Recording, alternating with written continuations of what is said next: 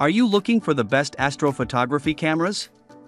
In this video, we will look at some of the 5 best cameras on the market.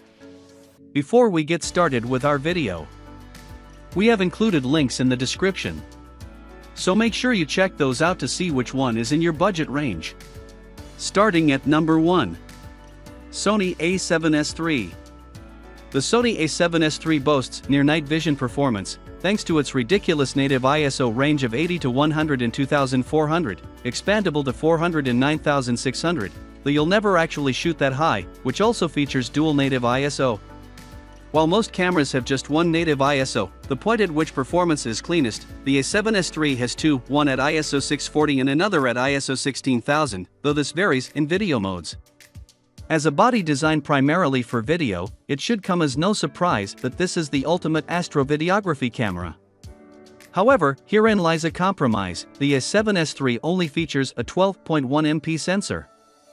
This aids the camera's low light performance, since there are fewer pixels, each one is larger and able to gather more light, but means there is less detail if you want to print your photographs. While this is the best camera for filming stars, though, there is one sting in the tail: the star eater phenomenon that plagued earlier Sony cameras, where overactive noise reduction would eat stars misidentified as noise, occasionally rears its head when shooting video with wide-angle lenses that are very sharp.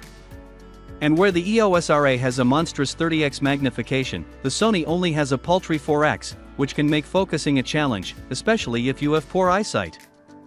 Number 2. Pentax K1 Mark II. Mirrorless bodies are great for shooting the stars, but some of the best astrophotography cameras are still DSLRs. The Pentax K1 Mark II is the best of the bunch, with its 36.4 MP full-frame sensor, weather sealing, in-body image stabilization (IBIS), and cleverly designed flexible angle rear screen. And while it can't beat the EOS RA or a7S III for specialist features, the K1 Mark II might be the best all-round astro camera when you consider everything else it has to offer. Central to this is Pentax AstroTracer technology. Rather than using the stabilization, which makes micro adjustments to the image sensor, to compensate for camera shake, AstroTracer uses it in tandem with the inbuilt GPS to compensate for the movement of the stars.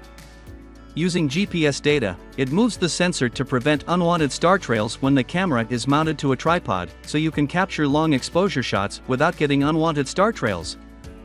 Throw in a night vision mode that turns the LCD screen red to optimize it and your eyes for shooting in the dark, along with external illumination that lights up the underside of the rear screen as well as the camera mount for changing lenses in the black of night. This is a camera that's tailor-made for awesome astrophotography. Number 3. Nikon D850.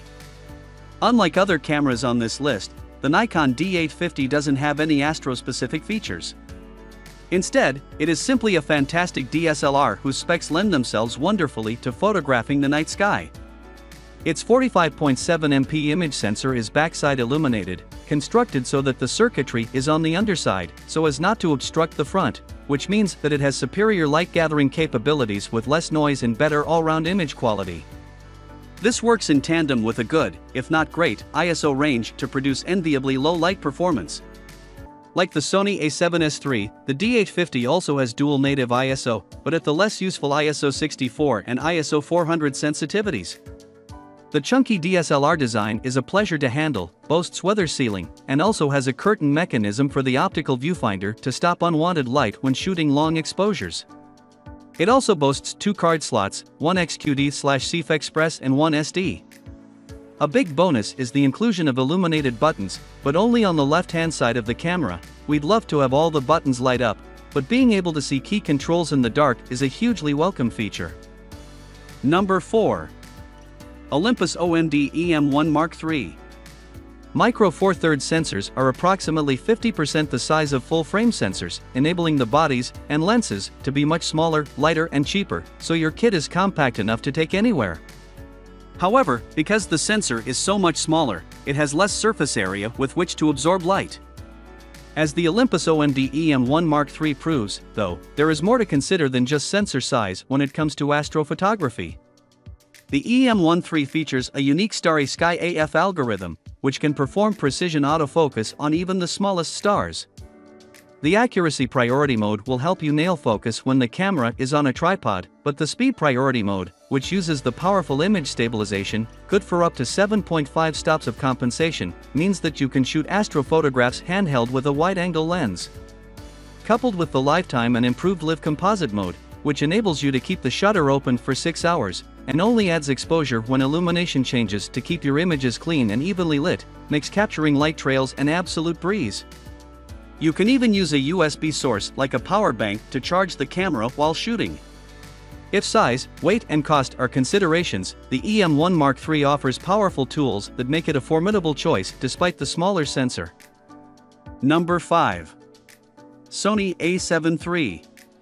Like the Nikon D850, the Sony a7 III isn't a dedicated astrophotography camera, it's just a darn good mirrorless camera that is very adept at shooting the stars. And again, like the D850, the a7 III boasts a backside illuminated full-frame sensor with a lower 24.2 MP resolution and a sky-high ISO range, which hits a staggering 51,200 natively and is expandable all the way to 204,800.